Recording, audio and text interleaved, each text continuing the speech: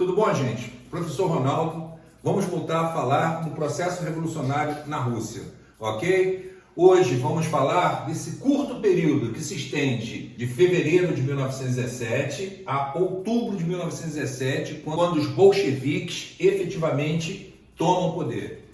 É um período curto, cronologicamente falando, mas ele é extremamente diverso, intenso, politicamente falando. Então, lembrando, de 1905 a 1917, lembramos que aquelas reformas estabelecidas por Nicolau II, através do Manifesto de Outubro, elas foram sendo gradativamente anuladas, E isso gerou muito descontentamento político, mobilização das massas, A entrada do país na Primeira Guerra Mundial agravou ainda mais aquele quadro social, já que a guerra trouxe enormes prejuízos, tanto material quanto humano.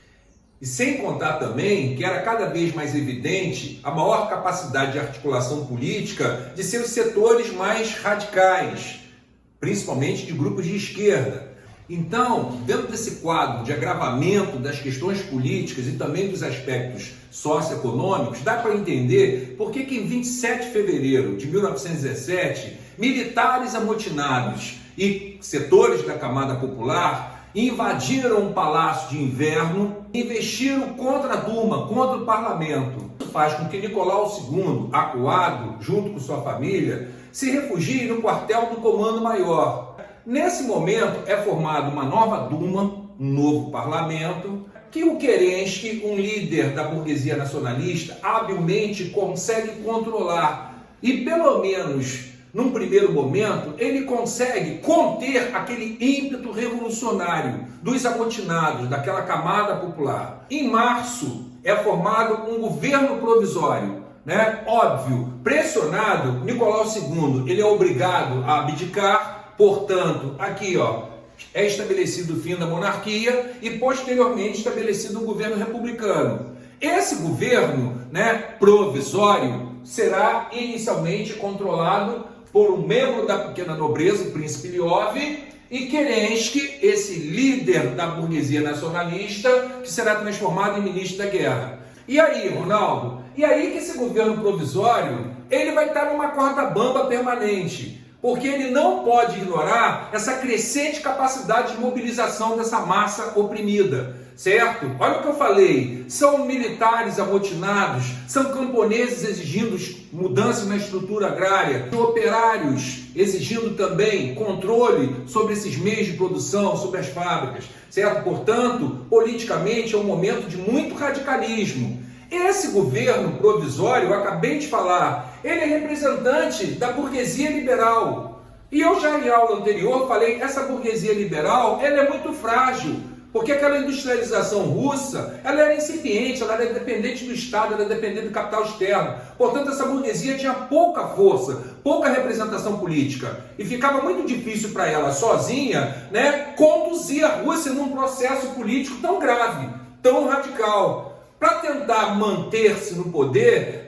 Kerensky, ele acena com a convocação de uma Assembleia Constituinte, Olha o teor dessa Assembleia Constituinte. Teoricamente, ela vai atender às principais reivindicações populares, paz, pão e terra, certo? Olha lá, paz, saída da guerra, pão, combate à falta de alimentos, que eu disse que tem um grave problema de abastecimento no país, e terra, que eu falei que o camponês está querendo ter acesso à terra, que era até então, monopolizada pela nobreza, certo? E aí, Ronaldo? E aí que vem mais. Respeito aos movimentos nacionalistas, lembrando que era um império necessariamente expansionista, ele domina outras etnias, outros povos.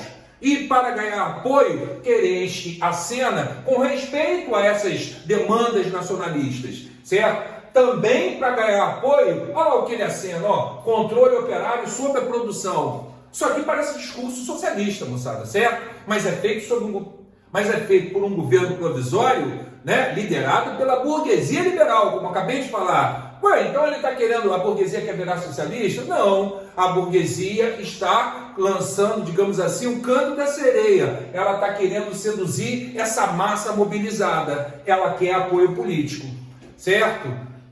Só que, olha que eu sinalizei, tem uma atuação crescente dos sovietes, núcleos revolucionários, compostos basicamente por militares, por camponeses, por operários, lembra? Inicialmente em São Petersburgo, só que com o radicalismo desse processo, todas as cidades praticamente na Rússia passam a contar com esses núcleos revolucionários, com essas assembleias populares e democráticas. E provavelmente esses líderes vão dizer, ó, nós já vimos esse filme antes, né, para desmobilizar o movimento popular lá em 1905, Nicolau II acenou com reformas que nós pedimos naquele momento. Então, logo o movimento popular se desmobilizou, ele restabeleceu um governo autocrático, um governo violento, autoritário. Então, não vamos cair de novo nessa armadilha, certo? É o governo liberal acenando com reformas verdadeiramente populares. Será que ele vai atender? Né? E aí, nessa discussão, Lenin, líder bolchevique, certo? Socialista radical, volta do exílio e lança as famosas teses de Abril, né? O que ele faz, na verdade? Com as teses de Abril, Lenin, de uma forma muito hábil, ele vai encampar essas propostas aqui, né? Jogadas pela burguesia liberal. Se na mão da burguesia, ou se no discurso da burguesia liberal, isso aqui é um canto da sereia, né? É uma promessa que provavelmente não será cumprida, né? No discurso de um líder radical, de um líder socialista, isso tem uma possibilidade maior de se concretizar, né? E além de encampar esse discurso aqui, Lenin vai ampliar o discurso, vai radicalizar ainda mais, né? Porque além de propor paz, pão e terra, certo? Além de propor respeito aos movimentos nacionalistas e controle operário da produção, olha lá o que ele vai propor. Ele vai propor a formação de uma república formada e liderada pelos sovietes. Tanto que em 1902 você tem a formação da União das Repúblicas Socialistas Soviéticas, né? Isso é a continuidade desse processo, tá? Ele vai propor também a nacionalização de bancos e das propriedades privadas, certo? Olha a radicalização do processo, moçada, em curso, né? E ele vai, mais importante que tudo, atender a grande demanda daquela sociedade sofrida, a retirada imediata do país da Primeira Guerra Mundial, livrando os russos daqueles enormes prejuízos que eu citei, prejuízos materiais, certo? Prejuízos humanos, né? Lembrando que a quantidade de russos que morrem na guerra e que voltam feridos, ela é gigantesca, ela é considerável. Então Lenin teve habilidade, eu poderia dizer nesse momento que Lenin será um grande psicólogo de massas. Ele vai entender o que vai estar acontecendo e ele vai jogar um discurso que é aquilo que a população quer ouvir, certo? Eu às vezes falo isso, boa parte da população no primeiro momento apoiou a chegada dos bolcheviques ao poder sem sequer ter ouvido falar de Marx, certo? Eles não estavam, na verdade, apoiando o marxismo. Eles estavam apoiando um governo que eles enxergavam a possibilidade de concretizar as propostas que eles desejavam que fossem cumpridas. Certo, moçada? O que mais que tem aqui também mostrando o radicalismo desse processo, né? Não esperando, seja a promessa dos liberais ou a promessa dos socialistas radicais, dos bolcheviques, setores sociais começam a fazer atuação direta, ou seja, sem depender do governo, seja ele qual for, eles vão estabelecer aquilo que eles querem. Então, setores populares, olha aqui, ó, vê se não estão representados os principais. Olha só, os soldados amotinados desde aquele prejuízo da guerra, certo? Eles criam comitês de regimentos. Lembrando que boa parte desse camarada está vendo seu amigo morrer, parte dele volta ferido da guerra, né? Lidava com a falta de salários, com a fome na frente de batalha. Portanto, esses soldados não precisam do governo para dizer que eles estão no sufoco. Eles vão se organizar para tentar uma melhor condição de vida. Camponeses, aqui ó. Lenin aqui em cima está propondo, né, está pegando gancho na promessa feita pelos liberais, que aqui foi feita a promessa de reforma agrária, né? Essa promessa também é reforçada pelo Lenin. Os camponeses não vão esperar a promessa, seja de um lado ou de outro. Eles partem para a ação direta, começam efetivamente a realizar uma reforma agrária, tomando terras, tomando colheitas e instrumentos de trabalho. Certo? Ou seja, eles vão caminhar à frente do governo ou do líder radical, certo, moçada? Isso também foi feito pelos operários. Olha lá, ó, tá vendo? Soldados, camponeses e operários. A massa revolucionária que estava à frente do processo.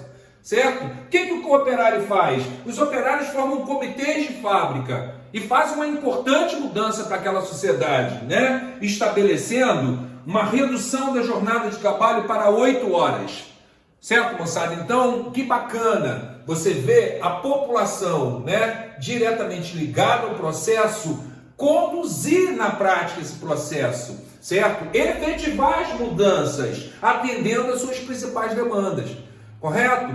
Diante desse quadro, né, na visão de um conservador, era um quadro caótico, na visão desse governo provisório, era um quadro caótico, fica evidente, né, que essa mobilização popular, que essa atuação direta da sociedade, né, e também uma maior manifestação de seus setores políticos mais radicais, aquilo exigia, digamos assim, uma contra-ofensiva, uma contra-revolução. E isso é tentado através de um golpe de Estado. Setores liberais conservadores se unem ao líder das Forças Armadas, um general chamado Kornilov, certo? Com o apoio da burguesia, o Kornilov tenta desfechar esse golpe conservador, esse golpe contra-revolucionário. Ele tenta deter essa instabilidade política, essa radicalização política que estava ocorrendo, certo? Deu certo? Não, não deu certo. Esse golpe conservador, né, não dá certo porque aí tem uma firme atuação da liderança bolchevique, que contando com forte apoio popular, certo? E interessado, no caso, na continuidade desse processo de radicalização política, né? Ou seja, a liderança radical com esses segmentos populares conseguem neutralizar essa tentativa conservadora, certo? Aí a gente entende por que finalmente, em outubro de 1917, esse setor bolchevique, certo? Os socialistas mais radicais efetivamente conseguem concretizar esse processo revolucionário, ou no mínimo concretizar essa tomada de poder, certo? E concretizar esse processo revolucionário, na verdade, é um outro fator que vamos estudar através dos governos de Lenin e do Stalin. Mas isso fica para uma próxima aula, tá? Por enquanto, paramos por aqui, certo, moçada? Se cuidem, abração, valeu!